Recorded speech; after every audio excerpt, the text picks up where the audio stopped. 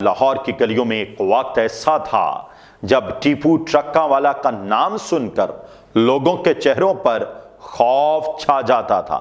امیر بالاج عرف ٹیپو ٹرکا والا شہر کے ٹرانسپورٹ اور پارکنگ مافیا کا ایک بڑا نام تھا۔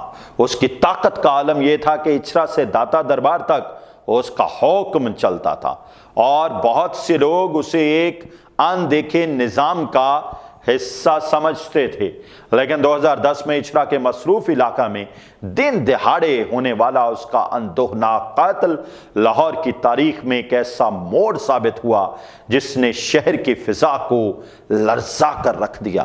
گولیاں چلیں، لوگ بھاگے، گاڑیاں رک گئیں اور لمحوں میں وہ طاقتور شخص سڑک پر تڑپتا ہوا دم توڑ گیا۔ شہر میں خوف و ہراس کی ایک ایسی لہر دوڑ گئی جس سے ہر دل دہل گیا۔ یہ کوئی عام قتل نہیں تھا، گینگ وار، قبضہ مافیا، بتہ خوری اور سیاسی پشت پناہی کے اندھے نظام پر ایک کاری ضرب تھی۔ پولیس نے فوراً کارروائی کی اور ایف آئی آر درج ہوئی جس میں کئی خطرناک ملزمان کے نام شامل تھے، لیکن سب سے بڑا نام تھا تیفی بٹ کا۔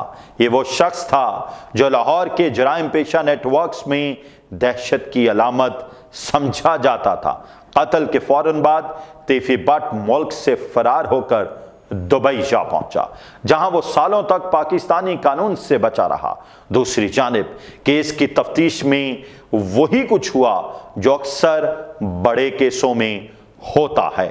گواہوں کو دھمکیاں، بیانات کی تبدیلیاں، دباؤ، تاخیری حربے اور عوامی مایوسی۔ ایک وقت ایسا آیا جب لوگوں نے کہنا شروع کر دیا یہ کیس بھی فائلوں میں دب جائے گا اور طاقتور ایک بار پھر قانون سے بچ نکلیں گے۔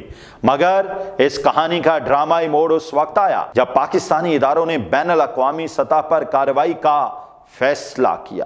صدارتی ایوارڈ یافتہ افسر خالد وریا اس مشن میں مرکزی کردار بن کر سامنے آئے۔ یہ وہی خالد وریا ہیں جنہیں جرات اور بہترین کارکردگی پر صدارتی تمغہ برائے حسن کارکردگی دیا جا چکا ہے۔ انہوں نے تیفی بٹ کا سراغ دبئی میں لگایا، انٹرپول اور دبئی پولیس سے رابطے قائم کیے اور ایک مربوط حکمت عملی کے تحت اس مجرم کو گرفتار کرنے کا منصوبہ بنایا۔ کئی ہفتوں کی کوششوں کے بعد بالآخر تیفی بٹ کو گرفتار کر کے پاکستان لانے کے لیے تمام تر معاملات طے کیے گئے۔ یہ لمحہ محض ایک مجرم کی گرفتاری کا نہیں تھا، بلکہ پاکستانی اداروں کی ساخت، ریاستی ریٹ اور عوامی اعتماد کی بحالی کا ایک تاریخی موقع تھا۔ جب یہ خبر سامنے آئی تو عوام نے برسوں بعد پہلی بار محسوس کیا اگر ریاست چاہے بڑے سے بڑا مجرم بھی قانون کے شکنجے سے بچ نہیں سکتا۔ تیفی بٹ کی واپسی کے بعد کیس کی سمت بدل گئی ہے۔ اب تفتیش از سر نو شروع ہوگی، شواہد مضبوط کیے جائیں گے، گواہوں کو تحفظ فراہم کیا جائے گا اور عدالت میں کارروائی کو نئی توانائی کے ساتھ آگے بڑھایا جائے گا۔ ٹیپو ٹرکا والا قتل کیس نے ایک بار پھر ثابت کیا وقت گزرنے کے ساتھ انصاف مٹتا نہیں۔ اگر نیت اور صلاحیت موجود ہو تو انصاف ممکن ہے۔ عوامی سطح پر اس گرفتاری کو ریاست کی واپسی کے طور پر دیکھا جا رہا ہے۔